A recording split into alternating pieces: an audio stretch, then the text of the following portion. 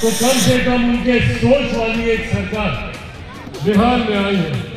आज मैं जिस कार्यक्रम में आया हूँ ये राजनीतिक मंच नहीं है, राजनीति की ज्यादा बातें नहीं करूंगा, पर हाँ आज जिस उद्देश्य से यहाँ पर आया, ये मेरी चाहत रही है कि बिहार भी बनिस्बत बाकी राज्यों के एक विकसित राज्य बने, और वो तब बन सकता है।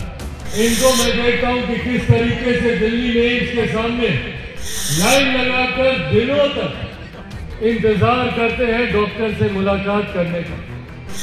विकास के मापदंड के तीव्र गति से आगे बढ़ने का लक्ष्य होना चाहिए। उसी दिशा में मैं बिहार फर्स्ट, बिहारी फर्स्ट के साथ आगे बढ़ने का काम कर रहा हूँ। नववर्ष की ढेर सारी शुभकामनाएं, ढेर सारी बधाई। उम्मीद करता हूं कि ये साल हम सबके जीवन का एक बेहतर साल साबित हो।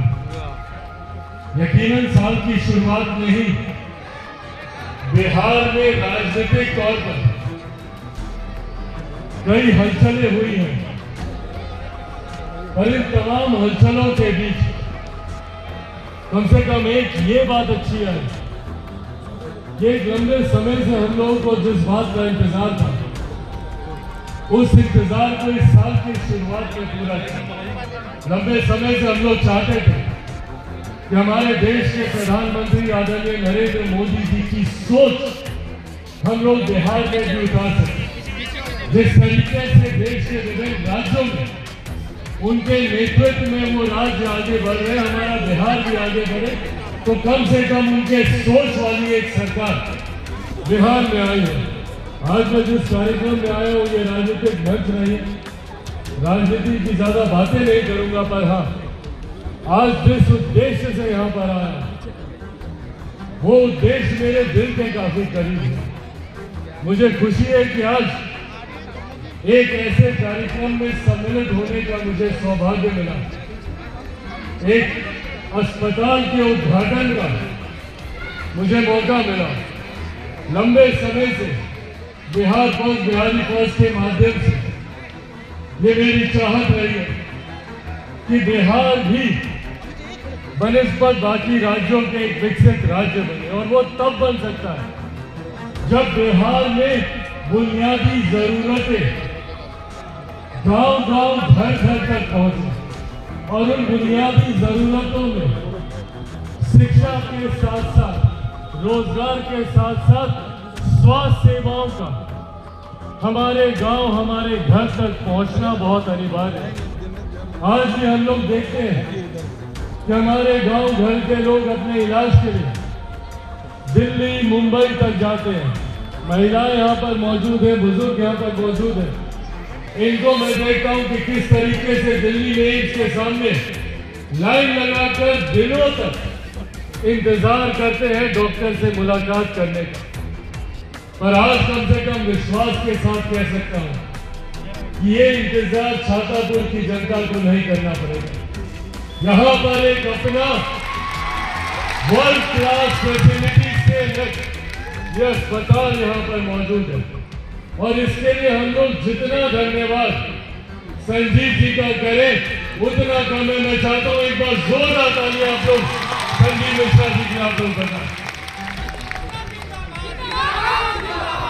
पनोरमा ग्रुप के तहत इन्होंने कई अलग अलग कार्यों को अंजाम दिया, जिसने यकीनन हमारे प्रदेश की जनता को, बिहारियों को सुविधाएं तो दी, पर वहीं न सिर्फ प्रदेश के स्तर पर बल्कि राष्ट्रीय स्तर पर भी इन्होंने एक अपनी पहचान बनाने का काम किया। जहां एक तरफ गरीबों को, समाज के ऐसे वर्ग के लोगों को जो आज भी बहुत कम व्यवस्था में अपना गुजारा कर रहे हैं, उनको जहां इन्होंने अफोर्डेबल हाउसिंग देने का इन्होंने काम किया, वही शिक्षा के क्षेत्र में आज हम लोग जिस प्रांगण में हम लोग मौजूद हैं, इस तरीके के कई ऐसे स्कूल चलाते हैं जहाँ पे गरीब बच्चों को शिक्षा के उच्च स्तर से उनका राह एक करने का काम इन्होंने किया। आज इन्होंने अपने गांव में, अपने क्षेत्र में हर वो सुविधा देने का इन्होंने प्रयास किया जो इन्होंने बिहार के बाकी राज्यों बाकी जिलों में भी जो इन्होंने दी। आने वाले दिनों में मैं उम्मीद करता हूँ कि इसी तरीके से पैनोरमा ग्रुप साफ सुथरी सभी के साथ आगे बढ़ने का ये लोग काम करेंगे। ईमानदारी के साथ लोगों की सेवा का भाव ये बहुत कम व्यवसायियों में देखने को मिलता है। जब वो आगे बढ़ते हैं तो सिर्फ अपने विकास की सोचते हैं, पर ऐसे में समाज सेवा की ये सोच जो लोग रखते हैं वो सही मायनों में अपने क्षेत्र अपने प्रदेश से ईमानदारी करते हैं। इसी ईमानदारी के साथ ये आगे बढ़ेंगे। मैं उम्मीद करता हूँ बिहार फर्स्ट बिहारी फर्स्ट जिस विजन के साथ लोक जनशक्ति पार्टी रामविलास आगे बढ़ने का काम कर रहे हैं, उसमें भी इन्हीं तमाम प्रावधानों का हम लोगों ने जिक्र किया। बिहार फर्स्ट बिहारी फर्स्ट चाहता है कि बिहार के हर एक प्रखंड में संभवतः हर एक पंचायत में अच्छे विद्यालय खुले, अच्छे कॉलेजेस खुले, हर एक जिले में हर एक प्रखंड में IT सेक्टर की सुविधाएं मौजूद हैं, अलग अलग जिलों में बड़े बड़े उद्योग खुले। इस सोच के साथ बिहार फर्स्ट बिहारी फर्स्ट आगे बढ़ने का काम कर रहा है और उसी सोच को कहीं ना कहीं संजीव जी भी अपनाने का काम करते हैं।